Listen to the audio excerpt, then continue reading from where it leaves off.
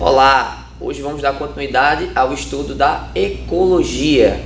Vamos prosseguir estudando por aqui as relações ecológicas. Hoje vamos tratar de relações ecológicas desarmônicas, interespecíficas, aquelas relações que tu deve lembrar, ocorrem entre organismos de espécies diferentes e em algum momento alguém sai prejudicado, por isso são desarmônicas. Aqui na imagem temos algumas situações em que ocorre competição interespecífica. Já estudamos eventualmente a competição intraespecífica. Então já temos uma noção como é que esse processo acontece. Na imagem observamos aqui hienas e abutres competindo por uma carcaça de uma zebra, bem como o esquilo e os pardais ali, competindo por um biscoito, por uma bolacha que está ali entre eles. Então, nesse momento, temos uma competição interespecífica por recursos. Os organismos podem competir por território, por recursos, aquela área pode entrar como a razão inicial para aquela disputa. Nesse tipo de relação, ocorrerá um prejuízo para ambas as espécies envolvidas na relação. Afinal de contas, a competição sempre gera algum tipo de dano físico para alguma das espécies envolvidas. A competição interespecífica costuma ocorrer a partir de uma sobreposição de nicho ecológico. Quando o nicho ecológico dessas espécies é similar, quando falávamos nos conceitos fundamentais de ecologia, citamos o nicho ecológico e a sobreposição de nicho. Então lembra aí, a sobreposição de nicho ecológico, ela pode resultar em uma competição. As espécies exploram aquele meio de forma similar e, eventualmente, isso resulta num processo de competição, ok? Vamos ressaltar que existem ainda duas consequências básicas que podem acontecer em casos de sobreposição de nicho, quando duas espécies competem bastante ali ao longo do tempo. Vamos acompanhar aqui no slide uma dessas consequências. O princípio da exclusão competitiva de Gauss. Gauss foi um ecólogo muito importante para as ciências biológicas e então ele elucidou um princípio ecológico fundamental que envolve sobreposição de nicho e competição. Duas espécies com nichos sobrepostos não podem coexistir indefinidamente. Isto é, o princípio de Gauss fundamenta-se no fato de que duas espécies com nichos ecológicos muito parecidos, elas não podem coexistir por muito tempo em um mesmo local. Uma dessas espécies, aquela que for menos eficiente na competição, será excluída, será extinta. Olha só, o slide está tocando fogo. Quando está tocando fogo, você já sabe o que significa. Muito importante. Do lado esquerdo, temos um gráfico mostrando uma cultura isolada, isto é, o desenvolvimento aqui de organismos isoladamente. Neste caso, duas espécies de protozoários que estão aqui com seus nomes descritos: Paramecium aurelia e Paramecium caudatum. Esses dois protozoários crescem dessa forma, como vocês estão observando, número de indivíduos e de acordo com o tempo aqui em dias. Podemos perceber que o Paramecium aurelia, ele cresce mais, separadamente, do que o Paramecium caudatum, em termos de população final. Agora, quando observamos o gráfico da direita, pessoal, percebemos que o resultado é diferente. Olha só, quando juntas, essas espécies apresentam um nicho ecológico parecido. O resultado é uma competição que gera um prejuízo no crescimento das duas populações, exceto que, eventualmente, no gráfico podemos perceber que uma das espécies, o Paramecium aurelia, consegue crescer muito mais do que o Paramecium caudatum.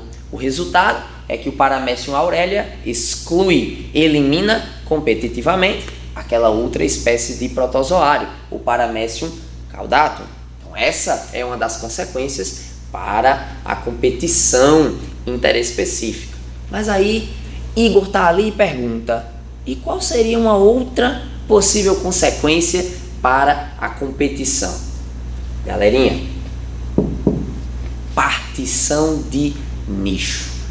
Caso não haja uma exclusão competitiva, o que pode acontecer é bem simples. As espécies, elas podem passar a particionar, a separar, a dividir o nicho ecológico, evitando a competição.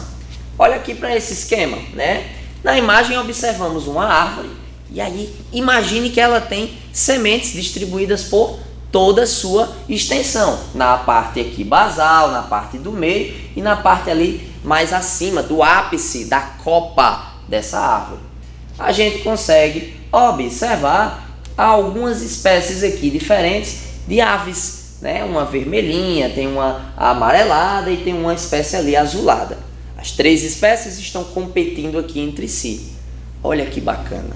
Caso não haja exclusão competitiva, essas espécies podem particionar o seu nicho de maneira a evitar a competição. Olha aqui no caso agora, após o nicho ser particionado, né, ser dividido, observamos que a espécie aqui vermelha explora o ápice da árvore.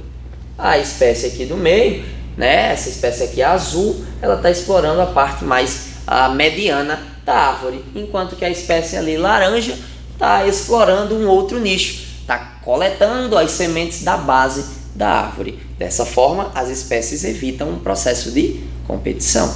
Tudo bem? É importante que a gente frise uma outra relação ecológica que também é desarmônica, interespecífica, de nome amensalismo ou antibiose. Eu vou escrever aqui para que você não esqueça: amensalismo ou antibiose. Essa relação é uma relação interespecífica desarmônica que envolve o seguinte: em algum momento no amensalismo, cuidado para não confundir com comensalismo, tá? Uma espécie no amensalismo produz algum tipo de substância tóxica que inibe ou prejudica o desenvolvimento, o crescimento de alguma outra espécie. Dessa forma, essa espécie que está em contato com a toxina, com aquela substância, ela passa a ser prejudicada. Em algumas situações, o amensalismo pode envolver uma relação que é benéfica para um dos integrantes, maléfica para aquele outro integrante. Isto é, o que está produzindo a substância inibitória se beneficia a partir da inibição daquela outra espécie. Porém, pessoal, vamos frisar que essa relação pode ser também neutra negativa. Isto é, eu posso encontrar aqui o nosso zero e um menos. Possa ser que essa espécie que esteja produzindo substâncias tóxicas não esteja se beneficiando naquela situação. Aqui no slide, observamos uma plantação de quê? Eucalipto, isso mesmo, Renatinha. Olha só, galera, nesse caso temos uma plantação de eucalipto. Comece a perceber, toda vida que você vê uma plantação de eucalipto, que só existem eucaliptos naquela plantação. Isto é, outras espécies não conseguem crescer ao redor. Sabe por quê? Porque nesse caso, as raízes do eucalipto produzem substâncias que inibem a germinação, o desenvolvimento de uma outra espécie vegetal que tente crescer, tente germinar naquele meio. Nesse caso, temos uma situação, um tipo de amensalismo que ocorre com espécies vegetais, que eu vou chamar de alelopatia. Alelopatia é um amensalismo que ocorre via espécies vegetais. Nesse caso, o eucalipto está inibindo o crescimento de outras espécies vegetais ali ao redor. Aqui nesta outra imagem, observamos uma placa de Petri, que nem as que a gente usa no laboratório, com um cultivo de bactérias nessa partezinha amarelada, tá bem? E um fungo está crescendo aqui, também nesse meio. Mas temos uma relação de antibiose, de amensalismo nesse caso. O fungo, ele cresce nesse meio com bactérias e começa a produzir substâncias que passam a inibir o crescimento das bactérias. Um efeito de morte a partir dessas substâncias produzidas pelo fungo. O próprio antibiótico famoso, penicilina, foi descoberto por um grande cientista chamado Alexander Fleming dessa forma. O Alexander Fleming cultivava bactérias em laboratório e percebeu uma contaminação desses meios de cultivo por um tipo de fungo, o fungo do gênero Penicillium. Esse fungo permitia um crescimento acentuado naquele meio, mas inibia o desenvolvimento de bactérias. Assim surge a primeira substância antibiótica a ser utilizada na medicina. Então essa é uma relação de antibiose ou amensalismo. Aqui temos um outro exemplo de amensalismo, um fenômeno chamado maré vermelha, um fenômeno que ocorre a partir de algas unicelulares microscópicas do grupo das algas pirrófitas. Essas algas se proliferam bastante neste meio, neste meio aquático, em uma costa do litoral, e nesse momento percebemos aqui que a proliferação excessiva dessas algas tende a mudar a coloração daquelas águas justamente por conta dos pigmentos que estas algas produzem. Professor, mas onde é que entra o amensalismo nesse caso? Quando essas algas, por alguma razão, como temperatura ou excesso de nutrientes, se proliferam bastante nesse meio, elas passam a produzir substâncias tóxicas que acabam inibindo, que acabam matando muitas outras espécies animais que vivem ali no meio aquático, como peixes, moluscos, crustáceos. Esses animais vão morrer devido à presença dessas toxinas no meio. Neste exemplo, não há benefício para as algas. Elas não vão se beneficiar, portanto é uma relação 0-. É neutra para as algas, mas negativa para outras espécies que estão ali sofrendo com a ação daquela toxina. Tudo bem? Então, temos um outro belíssimo exemplo para amensalismo. Ok, galera? Bom, pessoal, já que finalizamos toda aquela parte de relações ecológicas, vamos dar continuidade ao nosso capítulo de ecologia, trabalhando agora a ecologia de populações. Isto é, vamos passar a estudar como se comportam as populações de diferentes espécies de organismos no meio ambiente. Como essas populações se organizam no meio, como é que ocorre o crescimento das populações, o que é que influencia nesse crescimento e outros demais tópicos que trabalharemos adiante, ok? Então, primeiramente, vamos entender que cada região apresenta uma densidade populacional distinta. Quando eu digo densidade populacional, devemos lembrar o seguinte: vou representar densidade com a letra D. A densidade é igual ao número de indivíduos daquela população em uma determinada área. Então temos que D é igual ao número de indivíduos, a N, número de indivíduos em uma determinada área. Vou representar aqui com a letra A. Então D é igual a M sobre A. E aí temos a densidade de indivíduos em um determinado local. Vamos reparar que diversas espécies apresentam padrões de dispersão no ambiente que são diferentes. Existem espécies que de fato vão se espalhar mais em um meio, algumas espécies vão ter um padrão de vida mais agregado, vivendo juntinhas, porém sempre teremos essa medida de densidade, né? O número de indivíduos daquela população por área. Dessa forma temos a densidade que vai variar de acordo com a espécie em questão. Para além dos estudos sobre a densidade populacional, que é analisada pelos ecólogos de diversas formas, hoje em dia usando até drones, usando diversos tipos de análise espacial, análise do meio para identificar a densidade. Um outro parâmetro que vamos estudar é o crescimento populacional. Pessoal, como podemos avaliar o crescimento populacional desses organismos vivos? Aqui no slide conseguimos reparar uma análise do crescimento populacional de espécies aqui de pardais. Vamos observar como obtemos esse dado, a taxa de crescimento populacional. A taxa de crescimento, coloquei aqui representado pela sigla TC, se dá pelo número de indivíduos que estão chegando naquela população e o número, menos o número de indivíduos que estão saindo da população. Você deve recordar como os indivíduos podem chegar em uma população e como é que uma população perde indivíduos. É muito fácil. Taxa de natalidade envolve o número de indivíduos que estão nascendo por alguma unidade de tempo, que a gente pode colocar um ano, um mês, vai depender do caso. A taxa de natalidade, então, remete o número de indivíduos que nascem, que chegam àquela população, ok? Mas a TI, a taxa de imigração.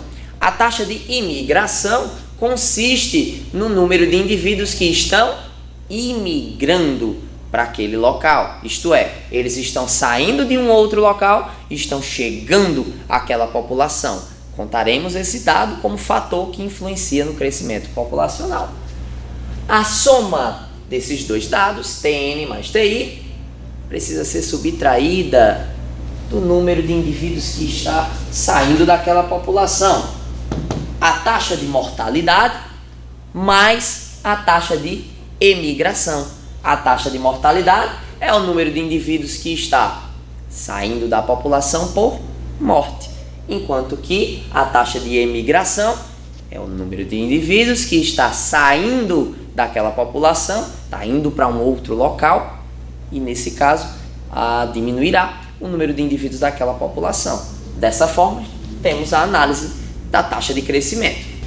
Bom, podemos analisar então a taxa de crescimento, entender se a população está crescendo, se ela está decrescendo ou se ela não está nem crescendo nem decrescendo, ela se mantém estável, da seguinte forma: se a soma da taxa de natalidade mais a taxa de imigração for maior do que a soma da taxa de mortalidade mais a taxa de emigração, significa que a população está crescendo. Quando a taxa de natalidade mais a taxa de imigração for menor do que o número final da soma de taxa de mortalidade mais taxa de emigração, a população está decrescendo, está diminuindo. Não é isso, Atos? Observe o seguinte: caso essas taxas sejam equivalentes, a população nem cresce e nem decresce. Ela se mantém estável, porque o número de indivíduos, nesse caso, que estão entrando e que estão saindo, são equivalentes. A população se mantém estável dessa forma, ok? Ainda falando sobre o crescimento populacional, é importante que a gente analise esse outro tópico aqui: as curvas de crescimento de uma população. Percebam, tocando fogo, muito importante. Galerinha, olha só, no gráfico temos o número de indivíduos e aqui ao longo do tempo. A curva em questão é uma curva que chamaremos de curva de potencial biótico ou curva de potencial reprodutivo. Anota aí no seu caderno. O que é a curva de potencial biótico? Primeiramente, saiba que ela é uma curva hipotética. Nós usamos como referência para analisar o crescimento das populações, porém, ela é uma taxa de referência hipotética, tá bom? Perceba que a curva de potencial biótico é o potencial biótico de uma espécie, o potencial biótico ele é relativo a cada espécie, nada mais é do que a capacidade reprodutiva daquela espécie. Isto é, é a capacidade que aquela espécie tem de se reproduzir, de crescer. Isso está relacionado com um ponto de vista biológico, né? A natalidade fisiológica, a capacidade que uma espécie tem de gerar novos indivíduos e como eles sobrevivem ali no meio. Então, o potencial biótico é o quanto uma espécie consegue se reproduzir.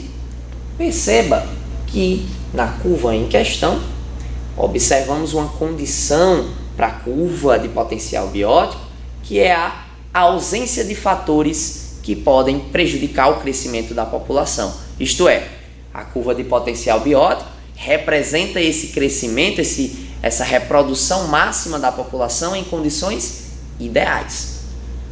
A curva de potencial biótico, ela é sempre dessa forma, em J.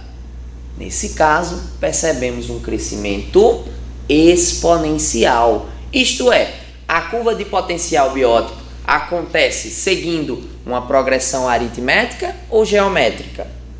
Uma progressão geométrica. A população tende a dobrar ao longo do tempo. No próprio slide, observamos aqui na tabela, né? No tempo 0, o número de indivíduos é 100. No tempo 1, 200. No tempo 2, 400. Tempo 3, 800 e por aí vai. A população sempre dobra. Sabemos que na vida real, a curva de potencial biótico não funciona dessa forma, porque no meio existem fatores que vão reduzir o número de indivíduos daquela população. Tudo bem? Isso aqui é um parâmetro hipotético. Vamos analisar outros fatores que são importantes para identificar o crescimento de uma população. Um dos fatores é a capacidade, suporte ou capacidade de carga. Anote aí, a capacidade de suporte é uma medida que não remete a uma espécie, como aconteceu com a curva de potencial biótico. A capacidade de suporte, representada pela letra K, remete à quantidade máxima de indivíduos que aquele local suporta. Então, por exemplo, a sala que você está agora assistindo a esse vídeo comporta um número específico de indivíduos. Eu poderia colocar 10 indivíduos nessa sala? Talvez sim, mas eu poderia colocar 10.000 indivíduos nesta sala? Muito provavelmente não. Então percebemos que a capacidade de suporte é o número máximo de indivíduos que aquele meio comporta. Ou seja, cada ambiente comporta um número específico de indivíduos. Perceba que a linha pontilhada laranja representa a capacidade de suporte, enquanto que a curva azul representa o crescimento de uma população. E nesse caso, temos uma curva em S, porque temos uma taxa de crescimento influenciada por essa capacidade de suporte. Como assim? Quanto mais próximo da capacidade de suporte do meio, aquela população tende a competir mais, tende a ter uma maior dificuldade para conseguir crescer, para conseguir se desenvolver.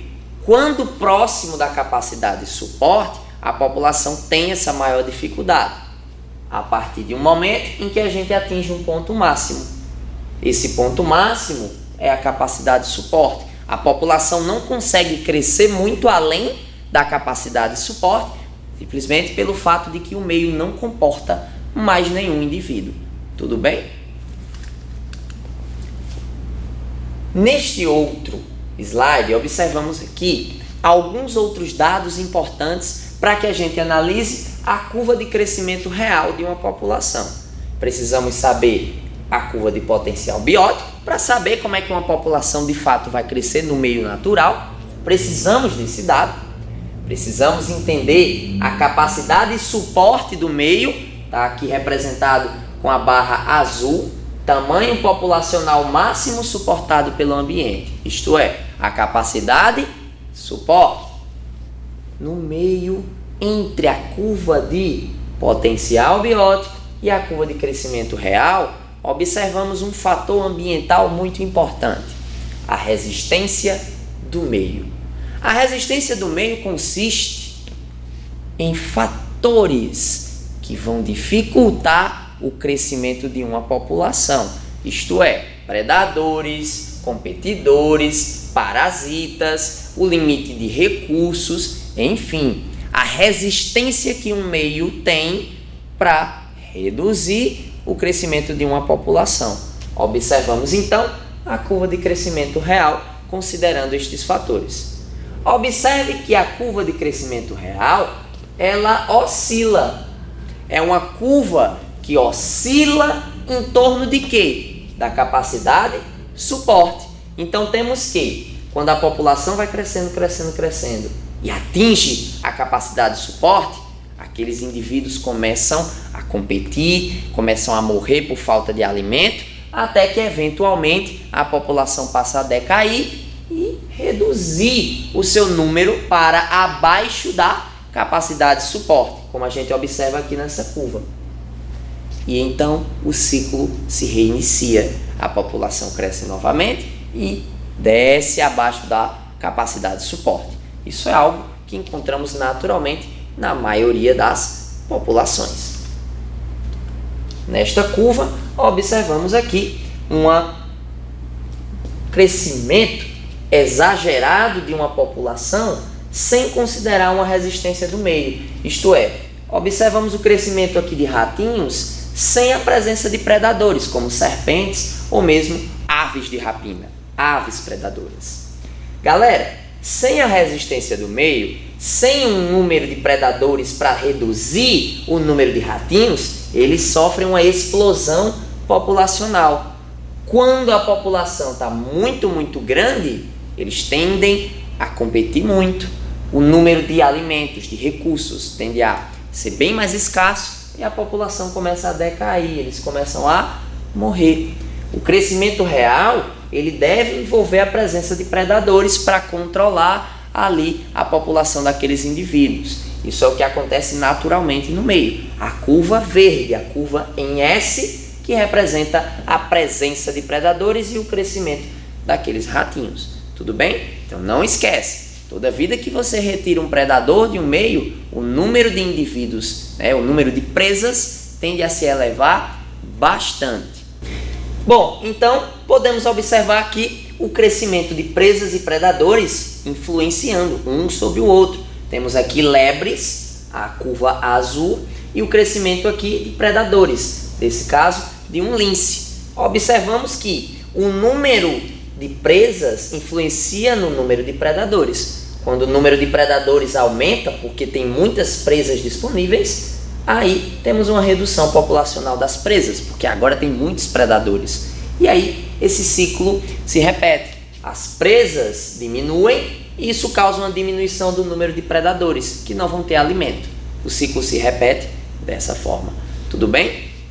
Essa foi a nossa aula de hoje sobre dinâmica de populações e por hoje é só.